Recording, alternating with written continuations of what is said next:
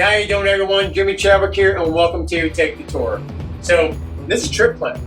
This is where this all begins, which means also begins with you. And I'm going to share 3 important things with you that you really need to take into consideration. 1, this is where you have to form your leadership. 2, depending on what we do here, is not only going to have a reflection of our emotion and stress throughout our trip, but it's also going to reflect off our decision making as we carry out the steps of being a trucker. And 3, there are 3 important groups who are also counting on your leadership. That is your family, the companies who are involved with your freight, and the general public who we share the open roads with. If you think about it, it does sound a little overwhelming, but when we're here, we have nothing to be overwhelmed with. Because here, we're going to learn leadership and not shortcuts. Best results from a trip plan is going to come from an atlas. You're going to have nothing but facts, and when you have facts, you have accurate, proactive decision making.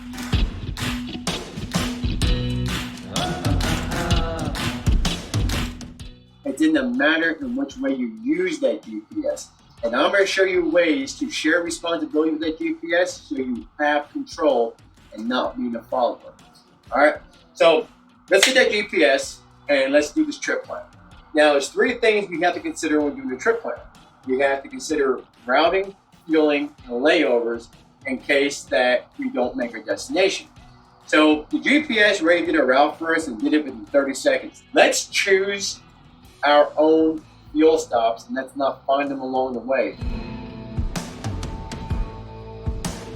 So get the directions off your GPS and start writing these highways down and write a city and state down of a truck stop along your route. This way, when you're on the highway and you're in transit, you can share responsibility with the GPS by scanning yourself. You're not always having to find and look at it to see what the next move is. Because when you're in your transit and you start seeing these signs from the city or where that truck stop's at, you're also going to start seeing the highways. And when you see the connecting highway you need to be on, you're going to be able to make the proper lane changes and make the securement of the space around your truck so you can probably get over and get to that next highway. Rather than following your GPS and telling you the last minute, and now you have the sense of urgency of getting over without missing your exit and not running someone off the road. And I assure you, there should never be a sense of urgency in trucking unless it's dealing with safety, period. So when you do that, it's a good practice and it gives us that control. Let's make sure the weather is okay with our route. We don't want to run through cities and states and run into a storm until we don't know if it's at the beginning or it's at its worst or what kind of weather it really is. Let's get that information.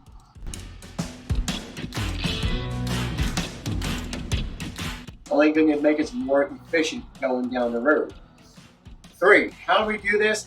Let's take our speed and average it at 60 miles per hour and see where we're going to be at certain hours. This way we can dictate and have an idea over time when we get to that truck stop. Now also it can tell us if we're going to run through a major city during the rush hour time.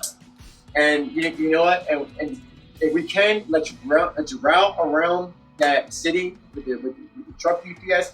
But sometimes we can't do that. And I'm going to show you how to use that time really efficiently. So when we are running a route and we're going to come into a city with rush hour, let's get as close to that city as we possibly can and let's shut down for an hour and a half if we have that time. And let's use that time for beneficial reasons. Let's catch up on past paperwork, make sure that we're getting paid for loads of it. Let's make sure we have the proper documentation in the truck and everything is legal and current. Let's get out of that truck and do an inspection on our equipment. Let's check that load. Let's do some stretches. Let's take that hour and use that for beneficial reasons. So when it comes time to make decisions dealing with your equipment or your health or your load, your pay, you're ahead of the game.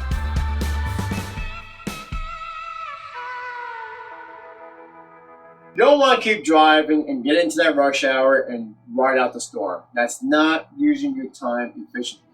Shut down and use that time for beneficial reasons. I assure you, when it comes time to making decisions, when it comes to those inspections and doing the proper paperwork, you're going to be thankful at the end. It's going to keep your emotions at a low.